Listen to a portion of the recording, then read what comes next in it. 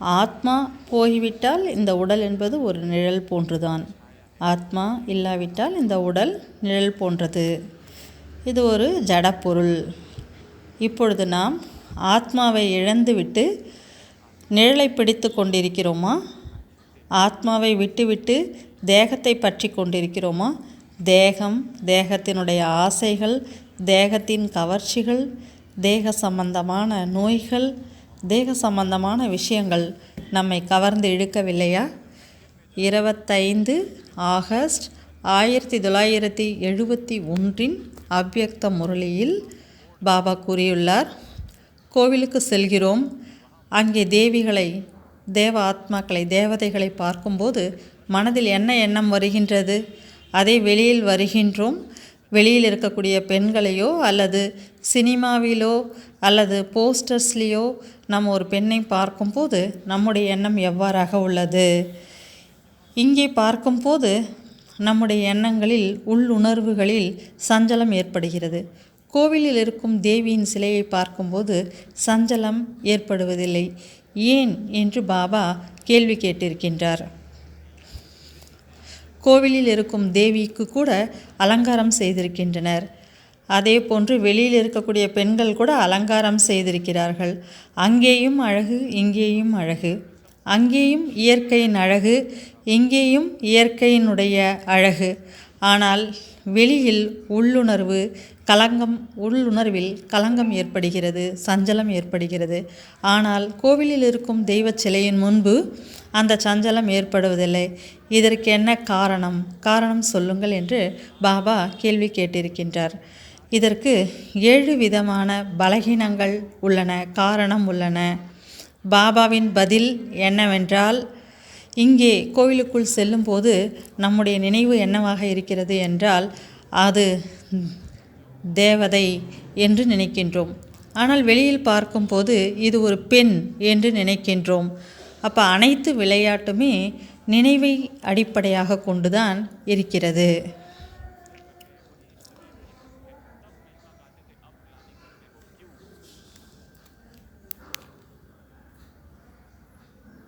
எனவே பிராமண குல பூஷணங்கள் அல்லது தீவிர முயற்சி செய்யக்கூடிய ஆத்மாக்களுக்குள் 7 விதமான பலகீனம் இருக்கின்றது.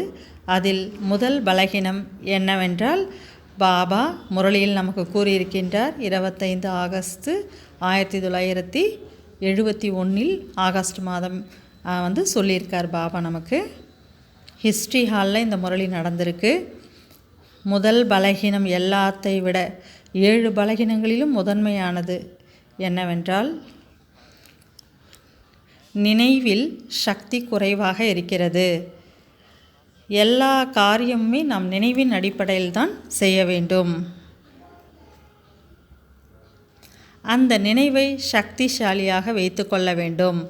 நினைவில் நாம் தவறானவைகளை நாம் ரெக்கார்ட் செய்து வைத்திருக்கின்றோம், அதை சரி செய்ய வேண்டும்.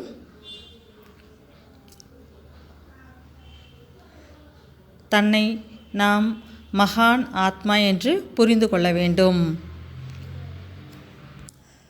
அப்பொழுது பாபா இந்த பலகீனத்தை சரி செய்வதற்காக 3 விதிமுறைகளை கூறுகின்றார். முதலில் நான் யார்? தன்னை முதலில் விருந்தினன் என்று புரிந்து கொள்ளுங்கள். அடுத்து மகான்.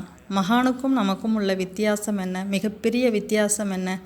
அந்த மிகப்பெரிய வித்தியாசத்தை புரிந்து கொள்ளுங்கள். அடுத்ததாக, ஒருவர் மற்றவரை மகிமை செய்யுங்கள். துவாபர யுகத்திலிருந்து இப்பொழுது வரை ஒருவர் மற்றவரினுடைய மகிமையை பாடிக்கொண்டே வந்திருக்கின்றோம். கோவில்களுக்கு செல்லும் போது நாம் எந்த தேவிகளை பூஜை செய்து கொண்டிருந்தோமோ, தேவிகளின் புகழ் பாடிக்கொண்டிருந்தோமோ, அந்த இஷ்ட தேவதைகள் எங்கே? அவர்களை இப்பொழுது நாம் நிந்தனை செய்கின்றோம். ஏன்? எனவே அந்த உணர்வை நாம் பற்றி கொள்ள வேண்டும். தேகம் என்பது நிழல். நாம் உணர்வை, உயிருள்ளதை பற்றி கொள்வதற்கு பதிலாக, உயிருள்ள விஷயத்தை பிடிப்பதற்கு பதிலாக நாம் நிழலை பிடித்து கொண்டிருக்கின்றோம். உண்மையில் நாம் ஆத்மாவை பிடித்திருக்கின்றோமா? ஆத்மாவை பற்றி இருக்கிறோமா? அல்லது நிழலுக்கு முன் பின்பே சென்று கொண்டிருக்கிறோமோ? இரவும் பகலும் பைத்தியம் போன்று நிழலை பற்றியே சிந்திக்கின்றோம், நிழலை பற்றியே மனனம் செய்கின்றோம். நிழலுக்கு என்ன தேவை? நிழலுக்கு சிறிதளவு துன்பம் ஏற்பட்டாலும் என்ன ஆகிறது? அப்பொழுது நிழலை பற்றியே நாம் யோசித்து கொண்டிருக்கின்றோம். உயிருள்ள அந்த விஷயத்தை விட்டுவிடுகிறோம்.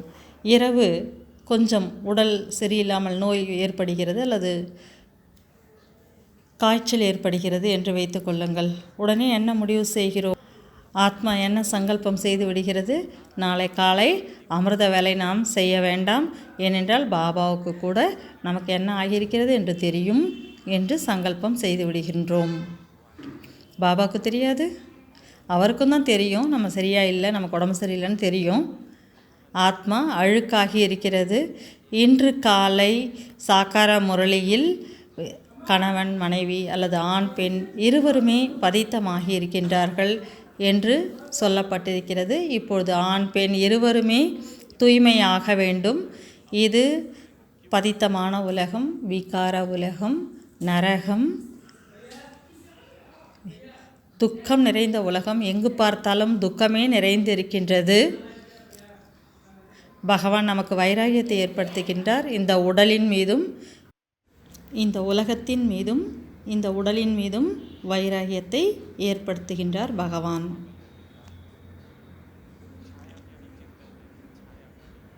சிலருக்கு இந்த உலகத்தின் மீது வைராகியம் ஏற்படுகிறது, ஆனால் உடலின் மீது கிடையாது.